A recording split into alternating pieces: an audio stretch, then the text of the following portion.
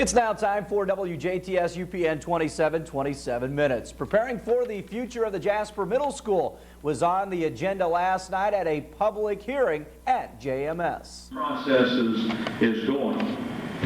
The need for some improvement at our middle school level is not something that's just happened recently. It's been an ongoing situation, and it's something that our board and members of this community have known for a long time, that we were in a situation where we needed to do something with our middle school educational group. The educational needs of the Jasper Middle School and high school students continue down the planning path. At the meeting, Dr. Bob Cornell briefly reviewed the early public hearings. These kinds of studies are required by statute. These kinds of studies must be conducted before your board can move forward with improvements of a major type in a major remodeling or replacements. So again, the board is taking the necessary steps to keep that are set out and required by statute. The next factor was, okay, what's the dollars involved? What's this going to cost us? It's another piece of fact finding. You need to understand that no decisions have been made. This is still at a point where your board is looking at alternatives that are available. Following his review, he turned the meeting over to Odell McGuire and Shook Corporation, whose team addressed the more detailed feasibility studies. This is the total study that was presented, and they didn't have it tonight. Needs, growth, and comparison charts were displayed as closer look was taken at the choice to remodel the existing building or build new. Programs, what programs are needed, and how's instruction to be delivered, but also how many students are you going to have, and you can make enrollment predictions with a fair degree of accuracy for 5 to 10 years. At the middle school level, we think that the enrollments all the data would indicate very strongly that enrollments at the middle school will continue to increase and will increase about 8% or more in the next 5 years. Enrollments have already increased at the middle school level. Improvements needed for the growing changes and needs at the high school and middle school were also presented. There's been a lot of discussion, and Dr. Cornell mentioned a while ago that things have changed. Things have changed over the years. You know, nothing is the same as it was 5 years ago. Education or anything else, but program needs have changed, services have changed in education, the requirements, the mandates, the types of instructional delivery systems. Many changes have occurred over the last several years. Some of them. Altogether, a commitment of $41 million would be needed for both projects. Of that amount, only $9 million would be slated for improvements to the present high school. As for the middle school, which was formerly the high school and built in 1935, the estimated costs of renovation and expansion is set at $31.3 million. Costs did not include the need to purchase homes to the north and west of that present building. A new building would take nearly $32.6 million, with the addition of purchasing and developing at least 15-acre building site. The corporation owns 15 acres, however. Alternative locations throughout the city are also available if the board should choose the new construction alternative. The focus at this time, however, centers on not the land, but on selecting a program that is based on one of the two options presented to the public, which includes either renovation or building from scratch. Superintendent Larry Riggs advised that public input is welcome. Public tonight. That's why all of you are here. We want to hear from you. Our board wants to hear from you. Stay tuned. We will have more 27 minutes right after this.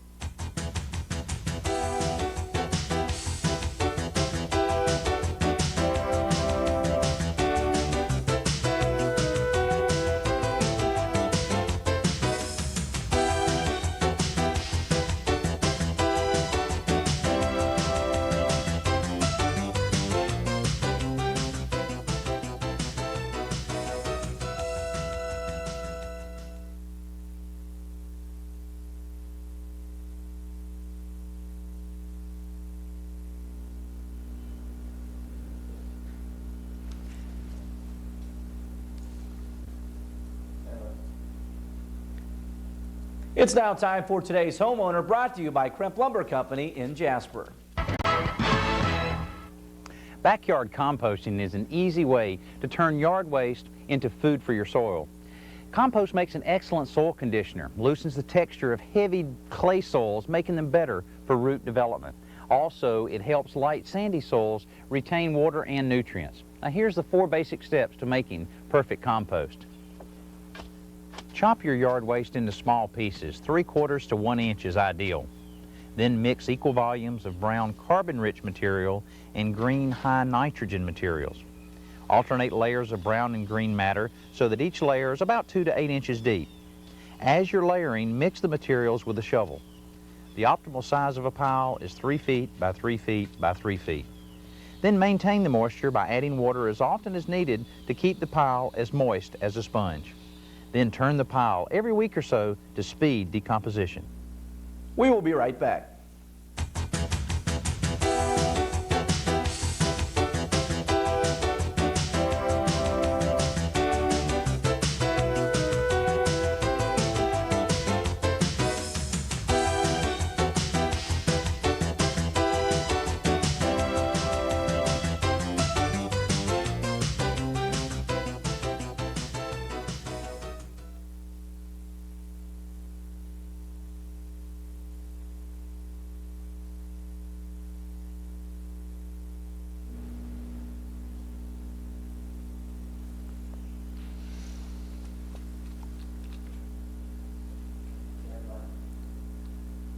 Welcome back. Curiosity about the computer as an art tool drew Toni Frick, our reporter, to the Jasper Arts Center, where a graphic artist from Evansville was the guest speaker at last night's Dubois County Art Guild meeting. The Dubois County Art Guild meets the first Thursday of the month, and they welcome new members. Watercolor, oil, acrylic, wood, ceramics, and even computer graphics are framed for display.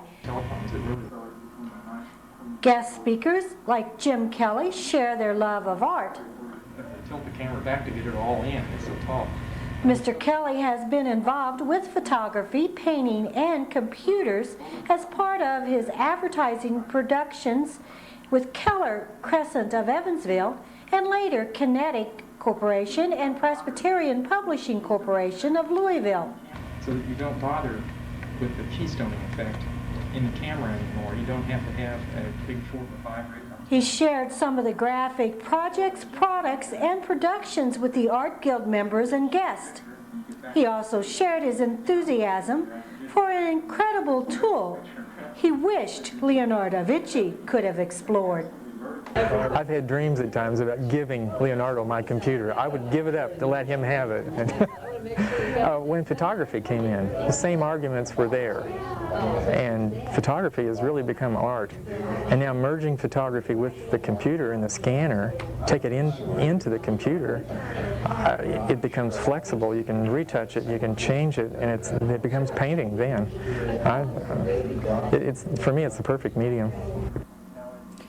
Besides using the computer as a means to refine advertisement graphics, Mr. Kelley also likes to use it to refine and digitalize his own sketches. Yeah, I do sketches while I'm out walking around, or I really like working on a beach. It's comfortable there. And I like the horizontal lines in the beach and in the water. They're fun to have vertical things against the horizontals. So I play those together in the artwork. Can you combine a couple of them? Oh yeah, it takes 1 or 2 drawings, or even 3 or 4, and take pieces and parts out of them. And with the Photoshop software in the computer, I can move those parts around and stretch them. I can flip them over. You can do anything imaginable. So you can distort and stretch things out on one side and make the other side get shorter if you want to. That are going to come up in the separate windows. And it says to click that forward arrow right there. Now, it gives me a target here that I can adjust. With mouse in hand and keys moving, he demonstrated how to adjust his Max monitor color for accuracy. For students who wanted to explore computer art, the school of choice was already before them. Where would you suggest they go to learn? Well, there are schools around that have classes that you can take as an introduction to the computer. You learn what a mouse is and how the keyboard and the monitor and the parts of the computer. But you don't have enough time in the classes to really develop skills. And to do the artwork, you have to get to the point where your hands are doing things on the keyboard and with the mouse, and you don't think about what's going on there. You have to practice enough that it's just part of you, just the same way a paintbrush is, or a palette, a little can of water when I'm working with my acrylics, or turpentine with my oils. So you have to live with it, and the tutorials that come with the software are so good. Adobe Illustrator and Adobe Photoshop and InDesign and Quark Express, those programs all have wonderful tutorials that come with the software. And they have all the scan files already made. The text files are there, and that you can see in the book what it's supposed to look like. And they give you the parts, and they tell you every step of putting it together so it looks like their sample. And in the process, you learn how to run the computer. Now you do that to all three of them, and then it's tested.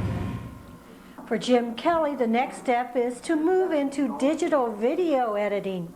His advertising, publishing, and photography experiences have helped develop his art skills.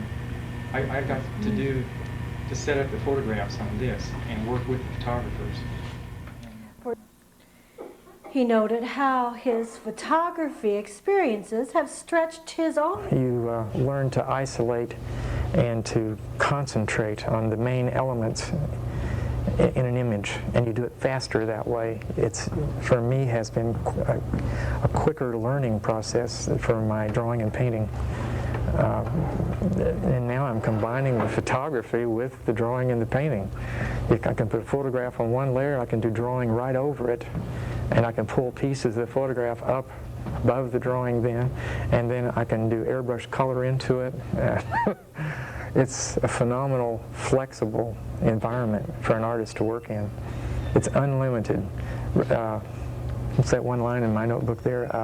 Reality is optional. We will check sports on 27 Minutes right after this.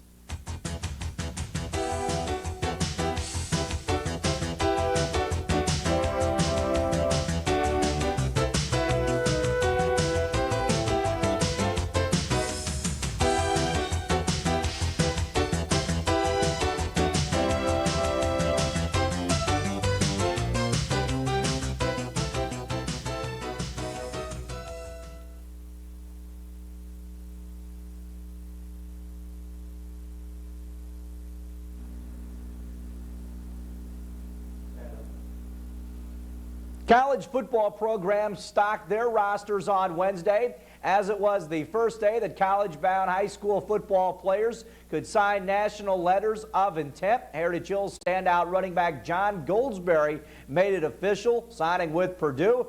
The running back verbally committed to Joe Tiller and the Boilermakers over the summer, but on Wednesday he was awfully glad to sign that scholarship paper. It feels great.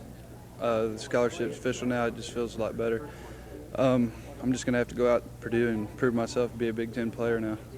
John, when you look at all the schools that you had a possibility of going to, what made Purdue stand out? What made Purdue special to sign with? I felt that I came a lot closer to the coaches.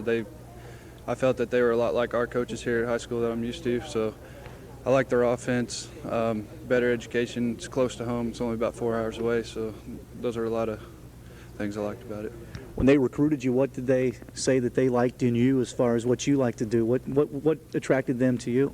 They thought that I was just a better overall athlete than a lot of kids around the areas. They said I could start out at running back, and then if that doesn't turn out, we can just switch position, because they felt that I could play anywhere on the field. When you look at going into college football, I'm sure it was the same way coming up from middle school to high school and the high school to college. What are some of the things that you're going to have to do to get better as a football player? I'm definitely going to have to get bigger and stronger and faster. It's just a whole different level. It's nothing like high school. Everybody out there runs 4.40s. Everybody's 250 pounds. You know, there's no standouts like there is in high school hardly. So I'm just gonna have to go and work hard in the weight room. Had a lot of success here at Heritage Hills. Talk about what it was like to play here for a successful program and, you know, Coach Clayton, and it had to be a good experience to play with your friends and, you know, to have a nice career here at Heritage Hills too. Yeah, our coaching staff here is great. It's been great for the past couple of years. We've had a great program the past couple of years. Coach Clayton's done a great job. He done a great job coaching me at the running back position. We've had a bunch of great athletes come out of here, Jade Winchell, Ken Dilger. I have great athletes on my team last year, Bart Yoakum, Simon Yoakum, Jay Cutler. They're all great athletes. There's more. I just can't name them all, and it's great to come out of a great program with a lot of good athletes. You mentioned earlier about all the guys that have played in the pro ranks. Is that a goal or aspiration for you? Oh, definitely. It's been my goal ever since I started playing flag football back in 3rd, 4th grade. College level is just the first step to getting there. Heritage Hills football coach Bob Clayton, who has sent many of players to the Division I ranks, liked having Goldsberry around. A guy like John makes you look really good as a coach. You know, we could use a lot more guys like John. You know, he made me look like a genius. You know, turn around, throw the ball to him, let him run for a touchdown. But no, he just was a remarkable kid to have in our program. His work ethic, I think, more than anything else, was a good example to the other kids and the younger kids. You know, they all know he didn't get like that just by sitting around eating pizzas. You know, he worked harder in the weight room and out here running than anybody. Coach, we talked to John about some of the things he'll need to do to get better. What are some of the things that he's going to have to do to step up to that next level? Obviously, you know some about that with having guys go through that before. Well, I think the big part is the mental adjustment, and it's really going to be a huge mental adjustment for John. You know, there's not going to be any more kids that are going to back down from him because of his size and that kind of thing.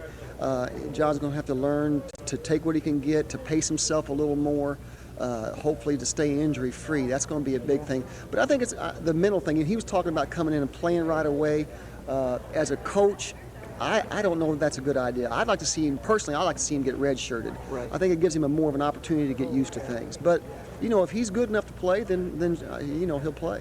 You went through the recruiting process with John. You think Purdue's a good fit with some of the things they like to do with their backs and the way they like to spread the ball around?